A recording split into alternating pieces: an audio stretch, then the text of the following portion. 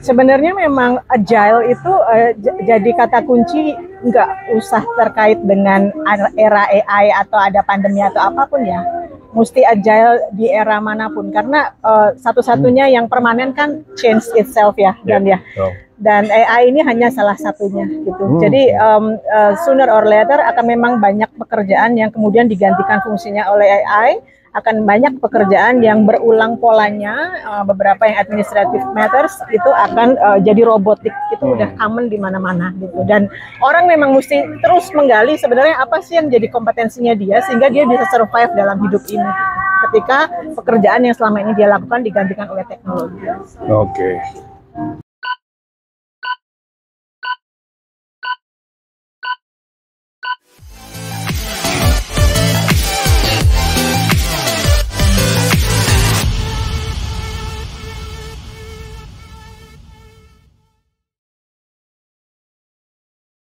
Lagi ini untuk episode podcast Disruption, Dhani's Insight on Strategy, Startup, Technology, and Innovation. Dan hari ini kita ketemu dengan seorang yang sudah lama banget yang gue kenal. Dia memang praktisi di bidang HR dan banyak sekali nih hal-hal yang dia sudah malang melintang di berbagai macam korporasi, bahkan juga di startup. Dan tentunya kalau ngomongin soal kompetensi, nah dia ini ahlinya ya. Namanya Joyce. Halo Joyce, apa kabar? Baik. Namanya Joyce. Halo Joyce, apa kabar? Baik. Kira ketemu lagi kita nih ya. Lagi di Bali. Di Bali ya, di latar belakang ini di winery. Winery, astaga. It's heaven guys. Mesti ngejar lu ke sini buat podcast ya. Niat banget ya. Niat banget.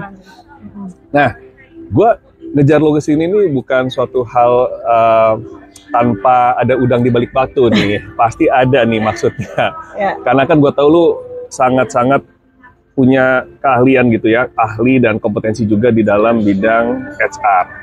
Nah, sekarang kita menghadapi yang namanya artificial intelligence era nih. Diprakarsai dengan ChatGPT yang bikin semua orang heboh lah tentang kalau kita mau cari tahu tentang sesuatu tuh sekarang nggak Google lagi, semuanya udah tanya aja ChatGPT, semua jawaban lengkap gitu kan.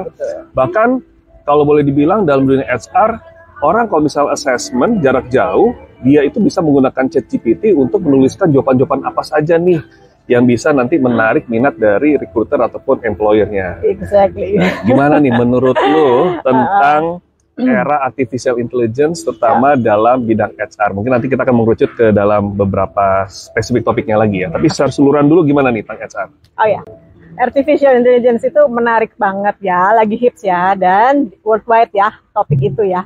Kalau terkait sama HR, sebenarnya keywordnya ini sih. Ketika bicara tentang human resources, itu kan kita bicara bahwa everybody is unique. Dan itu yang kemudian di-assess untuk kemudian dinilai fit atau enggaknya untuk join ke sebuah organization atau ke satu company. Nah, bicara tentang uniqueness ini ada hubungannya dengan yang namanya authenticity. Nah, AI tidak bisa replace this authenticity. Gitu. Nah, itu menarik banget ya. Satu uniqueness sama authenticity. Tapi gimana caranya dari lo bisa membedakan kandidat nih misalnya merekrut sesuatu untuk posisi tertentu, dia tuh adalah orang yang punya uniqueness sama authenticity gitu. Ini bukan AI yang ngejawabin gitu. Ada tekniknya nggak atau ada satu triknya nggak? Oke. Sebenarnya jawaban gampangnya sih gut feeling ya. Gut feeling kan diperoleh dari jam terbang. Tapi sekali lagi gut feeling itu selalu bisa dikuantifikasi dan dipecah gimana sih sebenarnya measurementnya secara kuantitatifnya gitu ya. Sebenarnya analoginya lu sampai ngejar gua ke Bali ini aja deh. Benar. Kan nggak ada yang replace interaksi yang one on one seperti ini yang very personal, right? Benar. Dan itu yang membuat banyak orang kangen ketika pandemi pertama kali berawal di 2020 itu semua online dan sekarang orang sudah mulai rindu dengan offline. Nah, authenticity itu diperoleh dengan cara interaksi yang langsung seperti ini dan ada bonding di antara yang dua pihak yang berinteraksi. Bonding ya, bener juga sih. Gue kalau misalnya nanya tentang gimana HR di berhadapan dengan artificial intelligence bisa juga ChatGPT ya, tapi gue datengin lo, nanya tentang lo ya kan? Iya, kenapa harus ya datengin? Kan? Wah, nah bonding gitu ya, bonding. Suatu hal yang lo bilang katanya nggak bisa digantikan oleh AI, ataupun AI menggantikan yang namanya relationship dengan manusia. Nah, tapi ada yang bilang bahwa banyak sekali pekerjaan yang sekarang akan banyak digantikan oleh AI. Setuju kalau itu. Nah, menurut lu gimana nih kita menghadapinya gitu, dalam pekerjaan kita? Oke, sebenarnya memang agile itu jadi kata kunci, nggak usah terkait dengan era AI atau ada pandemi atau apapun ya.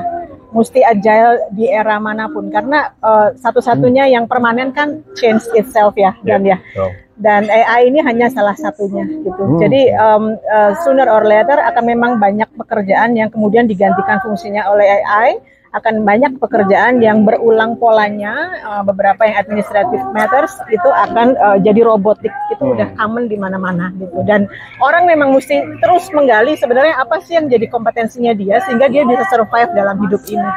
Ketika pekerjaan yang selama ini dia lakukan digantikan oleh teknologi. Oke. Wah, tadi lo bilang kan ya, kalau misalnya untuk pekerjaan-pekerjaan dapat digantikan oleh AI adalah pekerjaan repetitif. Sedangkan pekerjaan yang agak sulit adalah pekerjaan yang membutuhkan kompetensi ataupun juga skills yang tinggi kan.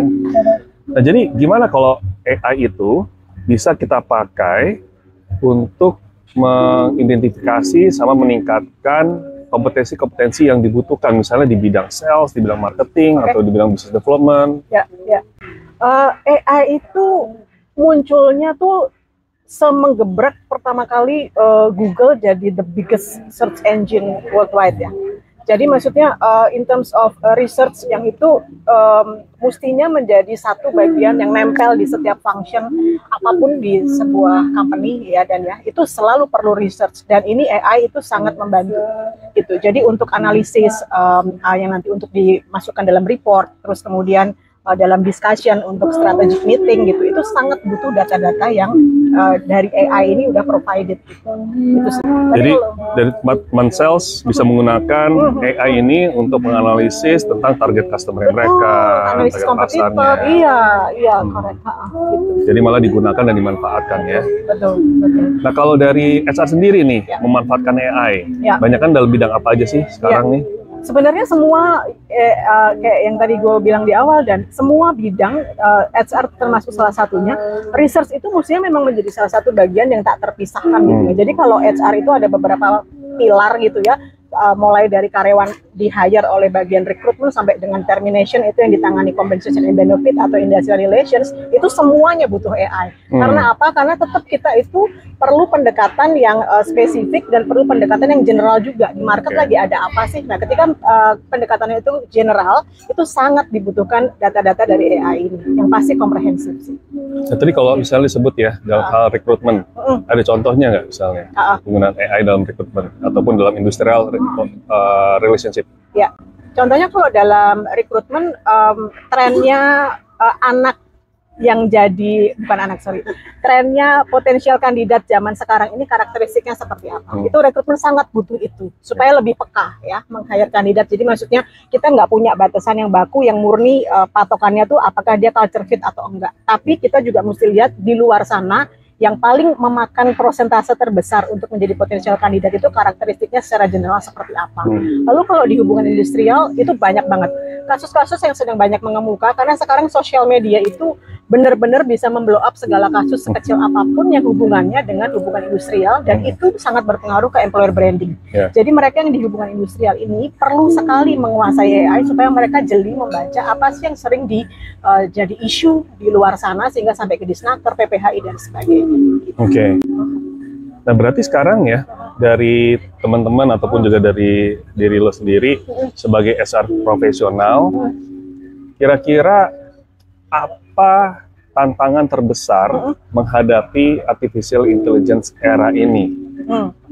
Yang pertama mesti mengikuti dulu, karena teknologi itu selalu baru, bahkan dalam hitungan detik kali ya sekarang, dan ya itu udah ada lagi yang baru gitu. Kalau kita bertahan nggak mau belajar gitu, ya kita benar-benar akan ketinggalan gerbong sih. Gitu. Itu yang pertama. Terus kemudian yang kedua, mesti benar-benar bijak memilah bahwa yang menentukan seseorang ini menjadi stands out of crowd itu authenticity yang tadi kita udah bahas di awal ya, gitu ya. Jadi regardless penguasaan kita tentang AI, tapi kalau kita punya satu tacit knowledge yang itu kemudian memperkaya kompetensi kita, itu yang akan membuat seseorang menjadi lebih mencorong dibandingkan talent yang lain. Wow, mencorong stands out dibandingkan yang lain. Dan itulah perannya dari HR untuk membuat seseorang itu stands out, ya kan? Nah, ini kalau spesifik nih ya ke dalam bidang pelatihan. Dan kemarin gue baru coba tuh bikin yang namanya training dengan memakai AR avatar, dan videonya tuh generated by AI juga, gitu kan? Menurut lu kira-kira untuk profesi trainer ataupun juga pekerjaan training akan dapat digantikan secara total nggak oleh AI? Tergantung topiknya, Dan. Kalau topik-topiknya general dan tidak terlalu banyak berubah from time to time gitu ya, kayak tentang onboarding gitu kan, itu bisa lah pakai AI. Tapi kalau yang untuk materi yang spesifik kayak misalnya udah menyangkut tentang technical kompetensi, terus tips and trick untuk bisa punya marketing intelligence yang oke gitu, itu AI belum bisa sih. Jadi itu dia ya, maksudnya kata kuncinya adalah memang benar-benar punya knowledge yang lebih deep gitu ya. Karena benar juga sih, ini mungkin sedikit cerita ya. Tidak semua yang gua tanyakan misalnya kayak di ChatGPT itu langsung dapat jawabannya gitu. Ada yang memang bagus jawabannya, ada yang enggak. Tapi gua harus kayak melatih lagi, prompting lagi, membuat dia tuh lebih mengerti apa yang gua pengen dan gua masukkan gitu kan. Bahkan ada beberapa juga gua nggak setuju gitu dengan apa yang dibilang sama ChatGPT itu. Jadi gua bilang, I disagree gitu ya with the statement. Can you find me another example gitu? Itu diikuti juga sih sama ChatGPT. Jadinya kita malah jadi pelatih AI gitu kan? We are the AI trainer. Gitu. Nah, itu sangat menarik sih. Nah, kalau dalam hal sisi balik lagi ya kita ke HR kan. Kira-kira nih nanti ke depannya workforce diversity ya sama inclusiveness, seberapa besarkah kita dapat memanfaatkan AI, terutama dalam misalnya kan kalau ngomongin diversity kan adalah keberagaman dari berbagai macam ras, keterwakilan dari berbagai macam gender, inklusivitas kita ini tidak membedakan orang berdasarkan capability-nya, bukan capability ya, tapi ability-nya. Ada kan yang disable, ada yang itu kan kita nggak boleh membuat orang itu nggak bisa direkrut karena dia diskriminasi karena dia itu misalnya punya keterbatasan fisik atau segala macam. Tapi kan itu ada hal-hal yang bisa dikatakan AI itu. Nanti gimana nih supaya nggak judgmental nih? Oke.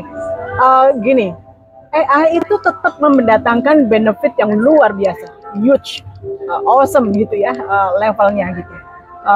Cuma mesti melihat ini sebagai analisis itu kan ada yang melebar, ada yang mendalam, go broad or go deep. Kalau kita mau go broad, itu AI adalah tools yang tepat, gitu ya. Dan semua orang mau tidak mau, suka tidak suka, memang mesti menguasai ini.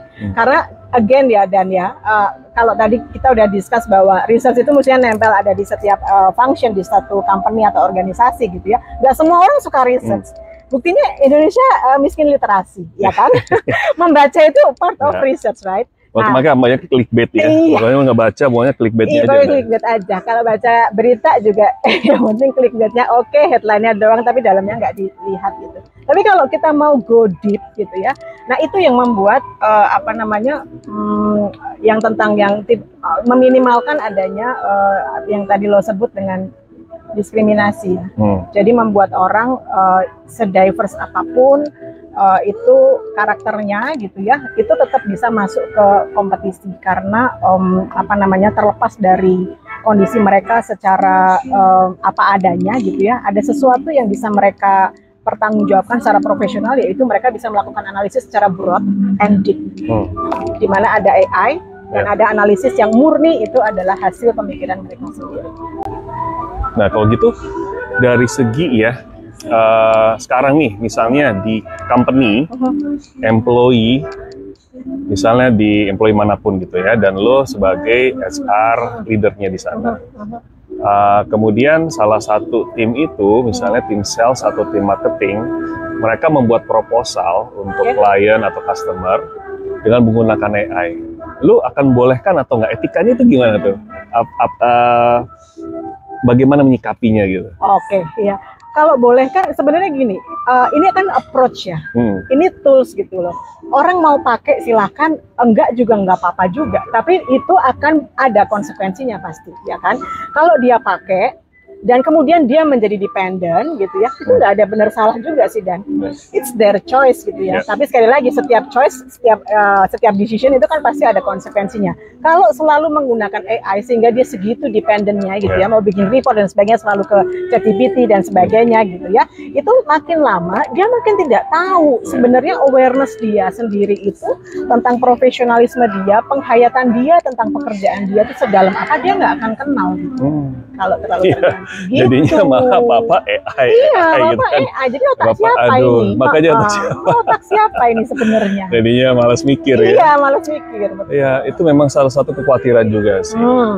Cuma ada kreativitas di satu sisi, dan satu sisinya lagi adalah ketergantungan, ya kan? Jadinya kita merasa tidak mampu untuk melakukan sesuatu, padahal kita sendirilah yang harus memulai gitu kan. Jangan sampai kita apa-apa langsung tanya dulu sama ChatGPT gitu kan. Aduh, itu benar-benar deh kalau ChatGPT itu ya. Itu semua aja ya. ada dan mereka tuh bisa ngasih luas gitu ya. Banyak kalimatnya. Ya.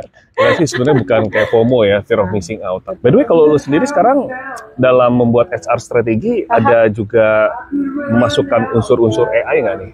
Rencananya dalam 5 tahun ke depan atau segala macam? Oh jelas kalau soal itu ya, Dan ya, karena namanya tools kalau kita nggak optimalkan, sama halnya kayak kita tuh sebenarnya punya beberapa kecerdasan, tapi kalau kita cuma mengoptimalkan kecerdasan yang dari intelektual aja, tapi emotionnya tidak dilatih, itu akan sia-sia gitu. Kita ada potensi tapi tidak digunakan. Sama halnya dengan ini, AI adalah tool. Kalau kita nggak pakai, kita ketinggalan zaman loh.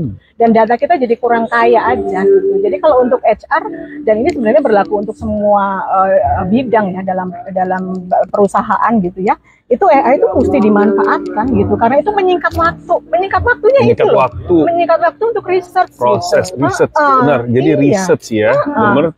Kita cari approach-nya kan, karena salah satunya approach bisa lewat ChatGPT kah, bisa lewat literatur kah, bisa lewat mana apa.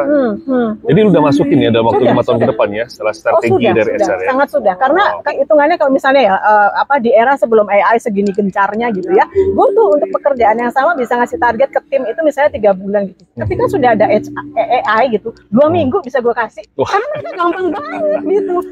Makin cepat lagi. Oh iya, karena udah makin cepat. Gak ada alasan, nggak bisa, nggak analisis, nggak bisa apa, nggak bisa ada alasan.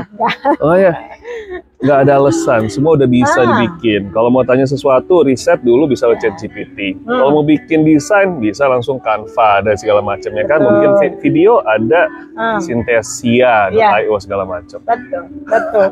Susah nih ya. Ini kalau ngadepin yang namanya nanti Joyce di kantor nih ya, nggak ada alasan. Aduh, nggak bisa Bu, ini saya juga bingung mau mulainya dari mana. Nggak bisa kayak gitu. Senyum, ketawa-ketawa, iya. Deadline nggak bisa. Nggak bisa. Yang ada dimajuin, makin dinego dimajuin. Gara-gara ChatGPT. Karena ChatGPT. Terima kasih ChatGPT. Terima kasih membuat kita deadline semakin maju ya. Benar-benar. Nah mungkin nih terakhir nih ya. Kira-kira dari lo, apa saran-saran buat kita nih people gitu ya, siapapun talenta ataupun juga SDM, supaya kita bisa tetap eksis dan malah lebih jago dibandingkan AI, kompetensi apa yang harus kita bangun? Oke, ini kompetensi bukan ya? Karena belum ada kamus kompetensi yang mencantumkan ini, Dan. Self-awareness. Kita bikin itu. Wah itu, tapi menarik, benar, self-awareness ya. Iya, self-awareness itu 2 arah kan. Jadi kita aware tentang diri kita, dan kita aware lingkungan lagi berkembang seperti apa. Jadi nggak cukup cuma aware ke dalam diri sendiri gitu kan. Nah untuk menjadi eksis tuh benar-benar ini harus keep up terus gitu. Dua-duanya tuh harus seimbang gitu. Dan kalau kompetensi kan mesti ada proficiency levelnya. Gue tuh bisa membayangkan self-awareness ini sebuah continuum gitu. Yang kita bisa define level 1 self-awareness itu seperti apa, indikator behaviornya, level 2 seperti apa, sampai level terakhir let's say 5 gitu ya. Dari knowledgeable sampai expert sampai correct. Selain itu?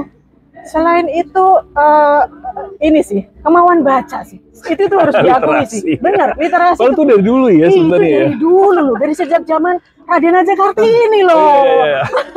Tahun berapa itu? Baca ya. Baca. Karena akan beda banget loh, dan konten yang disampaikan orang yang bisa membaca dengan konten orang yang memulai belajar membaca dengan memahami novel, dengan yang baca berita-berita pendek atau caption-caption doang itu beda.